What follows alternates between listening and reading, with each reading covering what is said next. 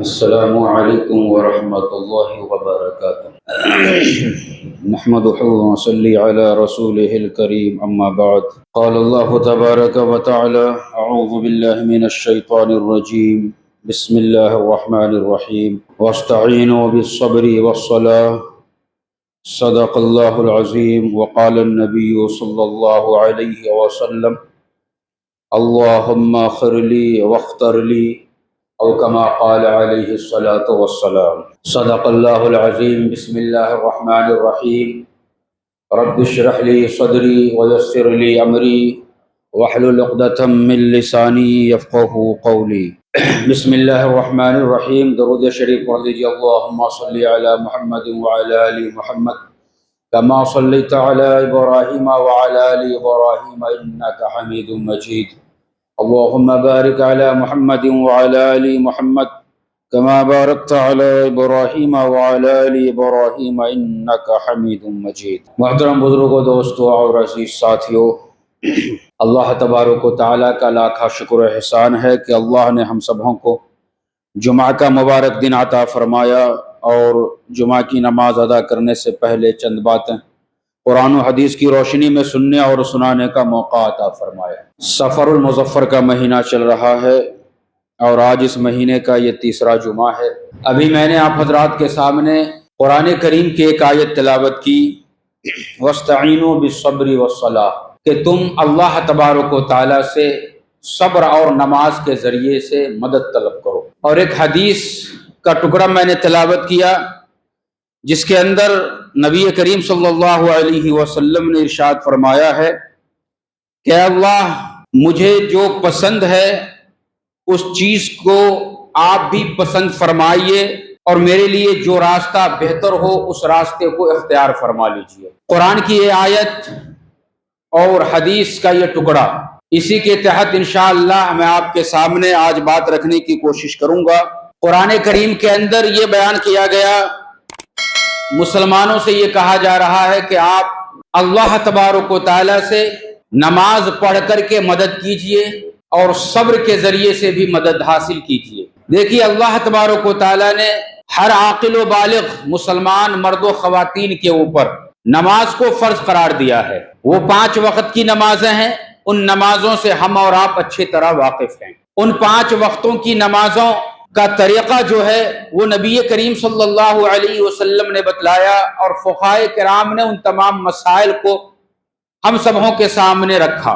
لیکن میرے دوستو، ان 5 فرضوں کے علاوہ بھی کئی ایک نماز ایسے ہیں جس کو خاص اوقات میں پڑھنے کا حکم دیا گیا ہے، اور وہ احادیث سے بھی ثابت ہے اور نبی کریم صلی اللہ علیہ وسلم کے عمل سے بھی وہ تمام نمازیں ثابت ہیں۔ تو انشاءاللہ آج کے جمعہ میں ان تمام نمازوں کا ذکر آپ کے سامنے کروں گا جو نماز خاص طور پر خاص اوقات کے اندر نبی کریم صلی اللہ علیہ وسلم نے پڑھنے کا حکم دیا ہے۔ امید ہے کہ آپ تمامی حضرات بغور سماعت فرمائیں گے، اور میری دعا اللہ تبارک و تعالیٰ سے ہے کہ اللہ مجھے بھی اور تمام سامعین کو بھی ان تمام نمازوں کو پڑھنے کی خاص اوقات میں توفیق عطا فرمائے، آمین۔ دیکھیے، ابھی سب سے پہلی نماز کا ذکر میں آپ کے سامنے کر رہا ہوں، وہ ہے صلاۃ الحاجت۔ ہمارے نبی پاک صلی اللہ علیہ وسلم کا یہ طریقہ رہا ہے کہ جب بھی آپ کو کوئی چیز کی ضرورت پیش آ جاتی تو آپ نے خود بھی اور صحابہ کرام کو بھی 2 رکعت نماز پڑھنے کا حکم دیا، اور آپ نے یہ کہا کہ تم وہ نماز صلاۃ الحاجت کی نیت سے پڑھا کرو۔ یہی وجہ ہے کہ صحابہ کرام کو جب کسی چیز کی ضرورت پیش آ جاتی، حتیٰ کہ کھانے پینے کی چیز ہی کیوں نہ ہو، اس چیز کی بھی جب ضرورت پڑتی، محنت مشقت کرنے کے باوجود بھی اگر وہ چیز حاصل نہیں ہو پا رہی ہے تو فوراً صحابہ کرام نبی کریم صلی اللہ علیہ وسلم کے بتائے ہوئے طریقے کے اوپر عمل کرتے، وضو کرتے اور 2 رکعت نماز پڑھتے صلاۃ الحاجت کے ارادہ سے۔ ایک صحابی کے تعلق سے بیان کیا جاتا ہے کہ ان کی بیوی نے شکایت کی کہ گھر میں آٹا ختم ہو گیا ہے، روٹی کے لیے ہمارے گھر میں کچھ بھی آٹا نہیں ہے، اس واسطے آپ کچھ نہ کچھ کام کیجئے، پیسے کا اور آٹا کا انتظام کیجئے۔ وہ صحابی کام پہ نکلتے ہیں لیکن کام ملتا نہیں، تو آپ فوراً 2 رکعت نماز پڑھتے ہیں اور اللہ تبارک و تعالیٰ سے دعا کرتے ہیں کہ یا اللہ کھانے کا انتظام کر دے۔ گھر میں آئے، بیوی سے کہا کہ کچھ انتظام ہوا؟ تو کہا کہ نہیں ہوا۔ پھر دوسری دفعہ آپ نے نماز پڑھی، پھر تیسری دفعہ پڑھی۔ جب تیسری دفعہ پڑھ کر کے آئے، پوچھا کچھ انتظام ہوا؟ تو کہا کہ ہاں انتظام ہوا۔ یہ حدیث بڑا ہی مشہور ہے کہ جب وہ گھر میں آئے تو بیوی نے کہا کہ ہمارے گھر کی جو چکی ہے وہ خود بخود چلنے لگی اور اس سے آٹا نکلنے لگا۔ میں جب چکی کے پاس گئی، جب اس کا شوہر آیا، جب یہ واقعہ معلوم ہوا تو اس کا شوہر چکی کے پاس گیا اور چکی کو یوں اٹھایا تو آٹا گرنا بند ہو گیا۔ نبی کریم صلی اللہ علیہ وسلم کی خدمت میں حاضر ہوئے اور جا کر کے عرض کیا تو آقا صلی اللہ علیہ وسلم نے کہا کہ اگر تم اس چکی کو ہاتھ نہ لگاتے تو تمہاری اس نماز کی برکت کی وجہ سے اللہ تبارک و تعالیٰ قیامت تک اس چکی کو چلاتے رہتا اور اس سے آٹا نکلتا رہتا۔ تو یہ واقعہ بیان کرنے کا منشا اور مقصد یہ ہے کہ ہم اور آپ بھی ضرورت مند ہیں، ہماری ضرورتیں آج پوری نہیں ہو پاتی ہیں، تو وہ طریقہ ہمیں اپنانا ہے جو نبی کریم صلی اللہ علیہ وسلم نے صحابہ کرام کو بتلایا۔ اس واسطے ہمیں بھی چاہیے کہ جب بھی کوئی ضرورت ہو تم اللہ تبارک و تعالیٰ سے مانگیں، اور اللہ تبارک و تعالیٰ سے مانگنے کا بہترین طریقہ نبی کریم صلی اللہ علیہ وسلم نے بتلا دیا کہ ہم نے صرف 2 رکعت نماز پڑھنی ہے، اور وہ 2 رکعت نماز بھی عام نوافل کی طرح پڑھنا ہے۔ اس کے اندر کوئی سورہ خاص نہیں ہے کہ یہ چیز ہی پڑھنی ہے جبھی جا کر کے وہ 2 رکعت ہوگی، نہیں، بلکہ جو سورہ آپ کو یاد ہے، جو نوافل کے اندر یا پھر سنتوں میں آپ پڑھتے ہو، اسی طریقہ پر آپ کو پڑھنا ہے، اور پڑھ لینے کے بعد آپ کو اللہ تبارک و تعالیٰ کے سامنے عاجزی کے ساتھ دعا کرنی ہے، تو اللہ تبارک و تعالیٰ ہماری دعا کو قبول فرمائے گا۔ کوئی بھی شخص یہ نہ سوچے کہ ہم ایک ہی بار نماز پڑھیں گے اسی میں ہمارا کام بن جائے گا، نہیں، صحابی رسول نے 3 دفعہ یہ عمل کیا، تو اس سے ہمیں یہ پتا چلتا ہے کہ ایک ہی بار میں اگر نہ ہو تو کئی بار پڑھنے کی نوبت آئے گی۔ جب ہم کئی بار پڑھیں گے تو انشاءاللہ اللہ تبارک و تعالی ہماری اس نماز کو اور اس عمل کو قبول فرمائے گا، اور انشاءاللہ حاجت ہماری مکمل فرمائے گا۔ اس کے بعد ایک نماز ہے صلاۃ الاستخارہ جسے کہا جاتا ہے۔ استخارہ کا مطلب یہ ہوتا ہے مشورہ کرنا، اللہ تبارک و تعالی سے مشورہ کرنا ہے، تو بتلایا یہ گیا کہ آپ 2 رکعت نماز پڑھو۔ عام طور پر استخارہ کے تعلق سے لوگوں کے اندر یہ مشہور ہے، جو لوگوں میں مشہور ہے وہ میں آپ کے سامنے رکھ رہا ہوں کہ نبی کریم صلی اللہ علیہ وسلم نے جو عوام میں مشہور ہے وہ طریقہ نہیں بتلایا استخارہ کا۔ ہمارے اور آپ کے درمیان کیا مشہور ہے کہ اگر ہم نے کوئی کام کرنا ہے اور ہمارے لیے 2 راستہ ہے، یہ کروں یا پھر یہ کروں، ہم لوگوں سے مشورہ کرتے ہیں۔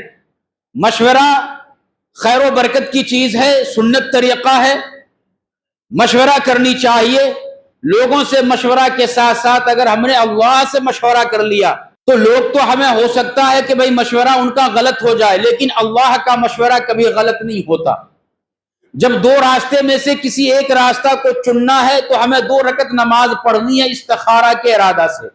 اب لوگوں میں جو مشہور ہے استخارہ کے تعلق سے وہ یہ مشہور ہے کہ عشاء کے بعد پڑھنا، سونے سے پہلے پڑھنا، جس جگہ پہ ہم پڑھ رہے ہیں وہیں پہ ہم سو جانا، نیند جب لگ جائے تو خواب کے اندر جو ہے ہمیں بتلایا جائے گا کہ یہ تمہارے لیے بہتر ہے یا غلط ہے۔ اگر خواب نہیں آیا تو وہ جو ہے ہری چیز دکھے گی یا پانی دکھے گا یا کالا کوئی چیز اگر دکھ گیا، یہ تمام چیزیں لوگوں میں مشہور ہے۔ ہری چیز دکھی تو وہ کامیاب ہو جائے گا، وہ کام کر لو، اگر کوئی بلیک چیز دکھ گئی تو وہ تمہارے لیے جو اچھا نہیں ہے لہذا وہ نہ کرو۔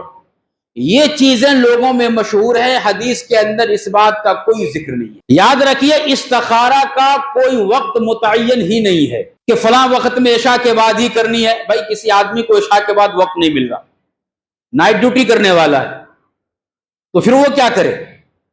وہ دن ہی میں کرے گا۔ اس لیے فقہائے کرام نے کوئی وقت متعین نہیں کیا۔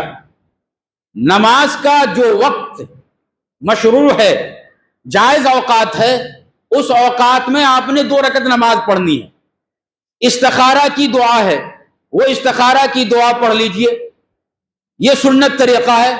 اب آپ کو خواب وغیرہ یہ چیزیں جو ہیں ہر کسی کو نہیں آتی، خواب کا آنا کوئی ضروری بھی نہیں ہے، بلکہ آپ کے دل کے اندر جو آپ کے لیے بہتر ہوگا اس کی طرف آپ کے دل کو موڑ دیا جائے گا، اس بات کے اوپر، اس کام کے اوپر آپ کا دل جو ہے مائل ہو جائے گا، تو بس آپ سمجھ لیجئے کہ یہ اللہ تبارک و تعالیٰ کی طرف سے فیصلہ ہے۔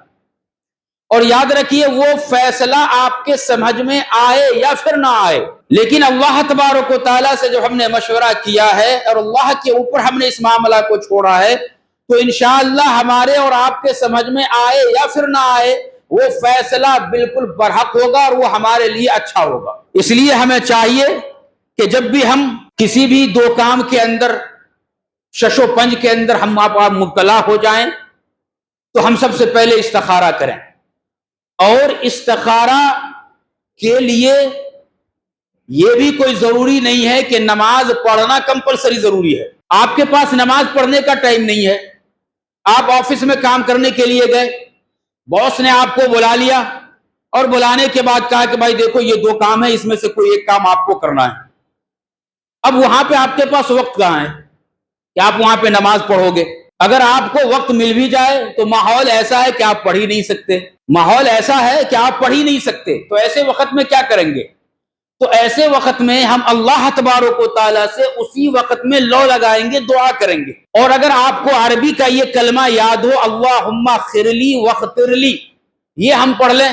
اگر عربی کے یہ کلمے یاد نہ ہو تو ایسی صورت میں ہم اللہ تبارک و تعالیٰ سے دل میں یہ ارادہ، یہ دعا کر لیں کہ یا اللہ ہمارے سامنے یہ دو راستے ہیں، یہ دو کام ہیں، ہم کون سا کام کریں گے تو وہ ہمارے لیے بہتر ہوگا، یا اللہ جو ہمارے حق میں بہتر ہے اس کام کو کرنے کی توفیق دے دے۔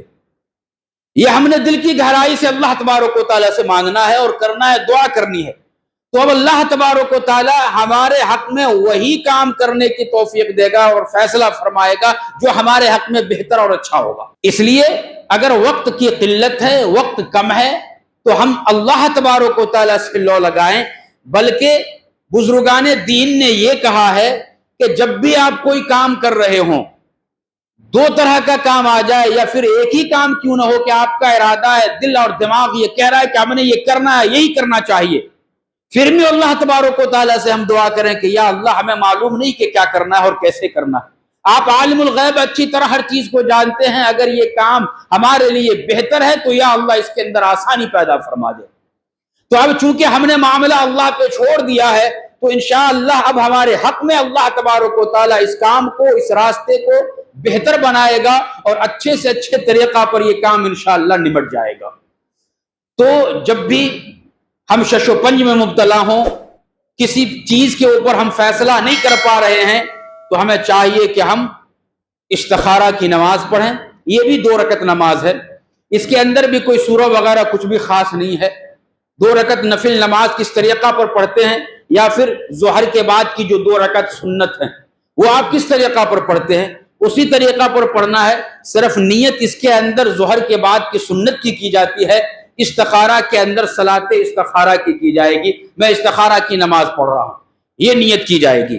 اس کے بعد ایک نماز ہے جس کو نماز کسوف، اور ایک دوسری نماز ہے جس کو نماز خسوف کہا جاتا ہے۔ نماز کسوف اس وقت پڑھی جاتی ہے جب سورج گرہن لگ جائے، سورج کو جب گرہن لگتا ہے تو اس وقت میں نماز پڑھی جاتی ہے۔ یہ بھی 2 رکعت نماز ہے، یہ نماز پڑھی جاتی ہے، اس کو نماز کسوف، صلاۃ کسوف کہا جاتا ہے۔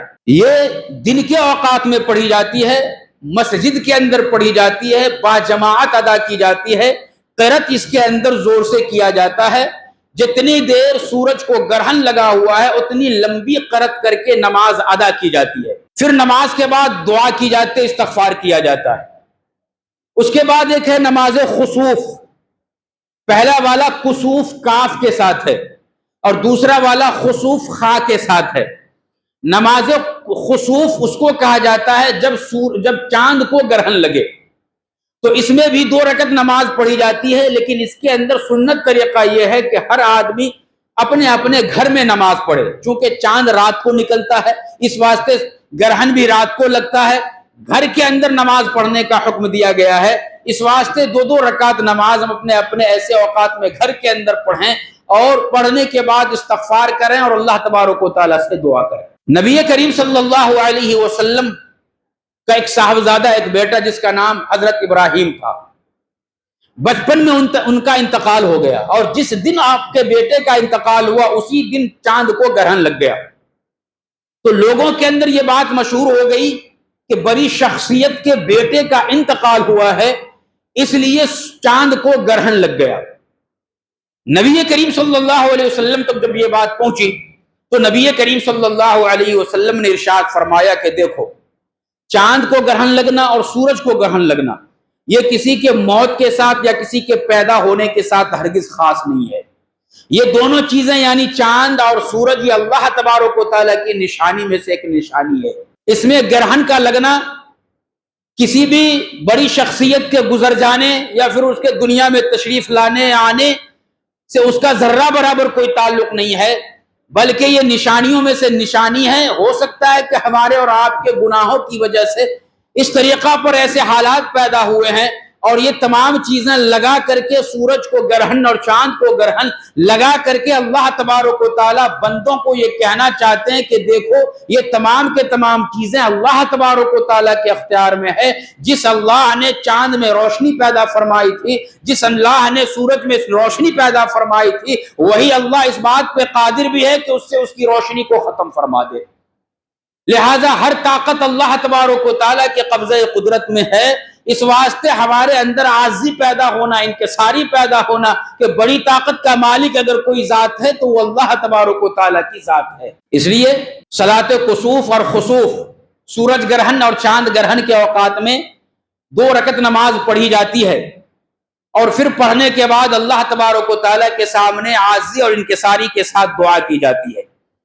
تو جب بھی کبھی ایسے حالات پیدا ہو جائیں تو ہم اور آپ کو چاہیے کہ ہم مسجد کی طرف دوڑیں اور نماز پڑھیں۔ نبی کریم صلی اللہ علیہ وسلم کا طریقہ تو یہ تھا کہ آپ کے تعلق سے بیان کیا جاتا ہے کہ اگر ذرا ہوا تیز بھی چل جاتی، معمول سے بڑھ کر کے اگر ہوا تیز چل جاتی تو نبی کریم صلی اللہ علیہ وسلم مسجد کی طرف دوڑتے تھے نماز پڑھنے کے لیے۔ صحابہ کرام نے پوچھا کہ آخر ایسا کیوں؟ تو آپ کا یہ کہنا ہے کہ کہیں قیامت نہ آ جائے۔ نبی کریم صلی اللہ علیہ وسلم کی موجودگی میں قیامت کا آنا مکمل طور پہ ایسا ہو ہی نہیں سکتا کہ آپ موجود ہوں اور قیامت آ جائے، لیکن اس کے باوجود اللہ کا ڈر اور خوف دل کے اندر اس طریقہ پر ہے کہ ہوا ذرہ تیز چل جائے تو وہ مسجد کی طرف دوڑا کرتے تھے۔ اور آج ہوا تیز چلے، آندھی آئے، طوفان آئے، کچھ بھی آئے، کسی کو کچھ فرق ہی نہیں پڑتا۔ اللہ تبارک و تعالی ہمارے دل میں بھی ایسا اپنا خوف پیدا فرمائے کہ ہر چھوٹی سی چھوٹی مصیبتوں میں ہم اللہ کو یاد کرنے والے بن جائیں اور اپنے گناہوں سے توبہ کرنے والے بن جائیں اور ایک اللہ کی عبادت کرنے والے بن جائیں۔ اس کے بعد ایک نماز ہے صلاۃ التوبہ۔ صلاۃ التوبہ نماز اس وقت میں پڑھی جاتی ہے جب انسان کوئی گناہ کر بیٹھتا ہے۔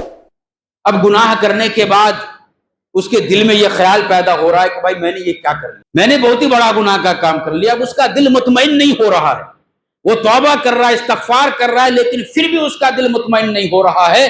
تو ایسے وقت میں کہا گیا کہ اب آپ 2 رکعت نماز پڑھو صلاۃ التوبہ کے ارادہ سے۔ صلاۃ التوبہ کے ارادے سے جب ہم نماز پڑھیں گے اور پھر اس کے بعد اس گناہ کے نو کرنے کا ہم دل میں پختہ ارادہ کریں گے، توبہ کریں گے کہ یا اللہ میرے گناہ کو معاف فرما دے، اب ہم توبہ کرتے ہیں، اب یہ گناہ کا کام ہم نہیں کریں گے، تو اللہ ہمارے توبہ کو قبول بھی فرمائے گا، اس نماز کو بھی قبول فرمائے گا، اور انشاءاللہ آئندہ گناہ کا خیال دل سے مکمل طور پہ نکال دے گا۔ تو یہ صلاۃ التوبہ ہو گیا۔ اسی کے ساتھ ساتھ ایک اور نماز کا ذکر حدیث کے اندر بیان فرمایا گیا ہے جس کو صلاۃ التسبیح کہا جاتا ہے۔ یہ نماز جو ہے 4 رکعت نماز ہے، اس کی بڑی فضیلت احادیث کے اندر بیان فرمائی گئی ہے۔ دیکھیں یہ حدیث حضرت نبی کریم صلی اللہ علیہ وسلم اپنے چچا حضرت عباس سے بیان فرما رہے ہیں۔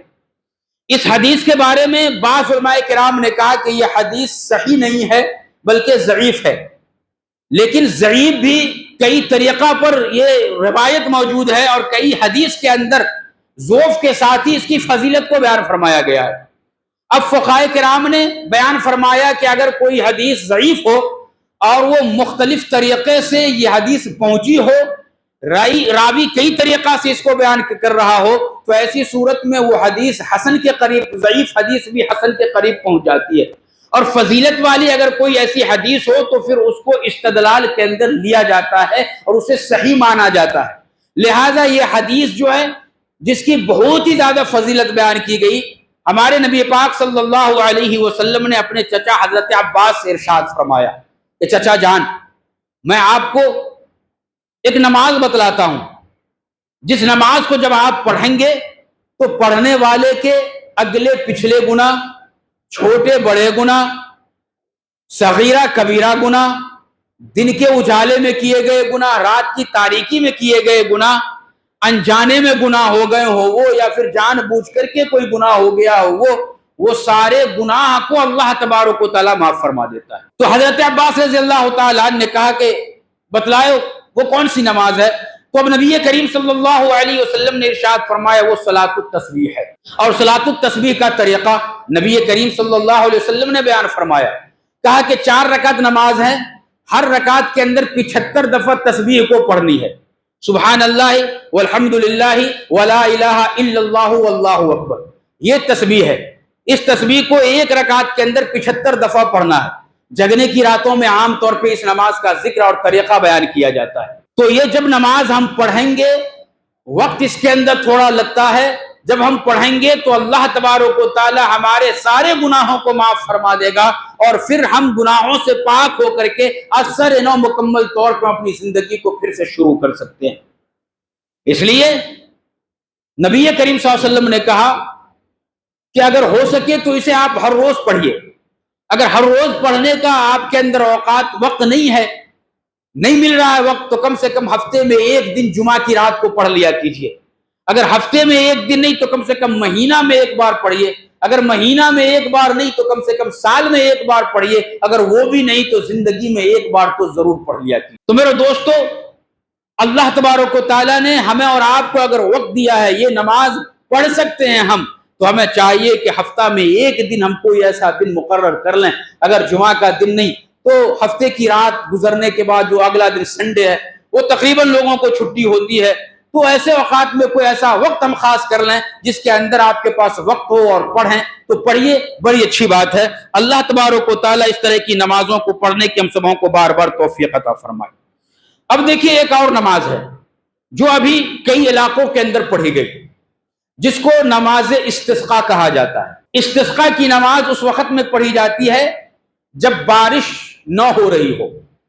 اس نماز کے پڑھنے کے کچھ شرائط ہیں۔ ہمارے نبی پاک صلی اللہ علیہ وسلم نے بھی اس نماز کو ادا کی ہے۔ دیکھیے صلاۃ الاستسقاء، یہ نماز اس وقت پڑھی جاتی ہے جب ندی، نالا، دریا، بور، یہ تمام کے تمام چیز مکمل طور پہ سوکھ چکا ہو، پانی کا ایک قطرہ کہیں موجود نہ ہو، انسان بھی پانی کے لیے بے حال ہو اور جانور بھی پانی کے لیے ترس رہا ہو، تب ایسے اوقات میں اس نماز کو پڑھنے کا حکم دیا گیا ہے کہ آپ صلاۃ الاستسقاء پڑھیں۔ لیکن اگر بارش میں تاخیر ہو گئی، بارش کے ہونے میں تاخیر ہو گئی، ایک 15 دن پہلے ہی جو ہے بارش کا موسم شروع ہونا تھا، لیکن 15 دن ہو گیا، 1 مہینہ ہو گیا، 10 دن ہو گیا، ابھی تک بارش نہیں ہوئی ہے، ابھی ہمارا تالاب میں پانی ہے، کنویں میں پانی ہے، بور میں پانی آ رہا ہے، لیکن جتنا پہلے آتا تھا اس کے اندر تھوڑی کمی آ گئی ہے۔ پہلے 15 منٹ میں بور کا موٹر ڈالتے تھے تو ٹینک ہمارا فل ہوتا تھا، ابھی 1 گھنٹہ ہم ڈال رہے ہیں جب جا کر کے فل ہو رہا ہے، تو اس کا مطلب یہ ہے کہ زمین کے نیچے پانی کا جو معیار تھا وہ کم ہو گیا ہے، اس واسطے زیادہ دیر موٹر ڈالنے کی ضرورت پڑ رہی ہے۔ تو پانی ہمیں مل رہا ہے لیکن زیادہ تعداد میں، زیادہ میں ہمیں نہیں مل رہا ہے، وافر مقدار میں ہمیں نہیں مل رہا ہے۔ تو ایسے اوقات میں ہمیں کیا کرنا چاہیے؟ ایسے اوقات میں سب سے پہلے ہمیں دعا کرنی چاہیے۔ عام طور پہ ہم جمعہ کے اندر جمع ہوتے ہیں تو جمعہ کی نماز پڑھ لینے کے بعد اجتماعی طور پہ ہم یہ دعا کر لیں، اور الحمدللہ دعا ہوئی اور دعا رنگ بھی لایا، بارش بھی شروع ہوئی۔ ہر جگہ پہ ایسا ہوتا ہے۔ اگر اجتماعی دعا جمعہ کے اندر سے پھر بھی بارش نہیں ہو رہی ہے تو پھر لوگوں کو چاہیے کہ وہ انفرادی طور پہ نماز پڑھے۔ جب ہم نماز پڑھنے کے لیے آتے ہیں یا خاص طور پہ ہم نماز پڑھنا صلاۃ الحاجت کا جیسا ہم نے بتلایا وہ پڑھ لیں، پھر اس کے بعد ہم دعا کریں انفرادی طور پہ۔ تو جب پانی کا مقدار کم پڑنے لگے، پانی ابھی ہے لیکن جو مقدار ہونا چاہیے اس سے کم ہے، تو ایسے اوقات میں یہ کہا گیا کہ آپ جو ہے آپ دعا کے اوپر دعا کرو، اور جب ہم دعا کریں گے تو اللہ ہماری دعا کو قبول فرمائے گا اور پھر بارش شروع ہوگی۔ لیکن بارش مکمل طور پہ ختم ہے، قحط سالی آ گئی، پانی کو ہم ترس رہے ہیں جیسا کہ میں نے آپ کو بتلایا، تو پھر جب یہ تمام شرطیں موجود ہو گئی کہ پانی مکمل طور پہ ختم ہو چکا ہے، تو اب یہ کہا گیا کہ اب آپ استسقاء کی نماز پڑھو۔ اب جب استسقاء کی نماز پڑھنی ہے تو ایک شرط یہ لگا دی کہ جب آپ استسقاء کی نماز پڑھو تو اس سے پہلے ادب کا طریقہ یہ ہے کہ آپ 3 دن روزہ رکھو۔ ہر نماز پڑھنے والے کو چاہیے، استسقاء کی نماز پڑھنے والے کو، کہ وہ کم سے کم 3 روزہ رکھے، 3 دن کنٹینیو روزہ رکھے۔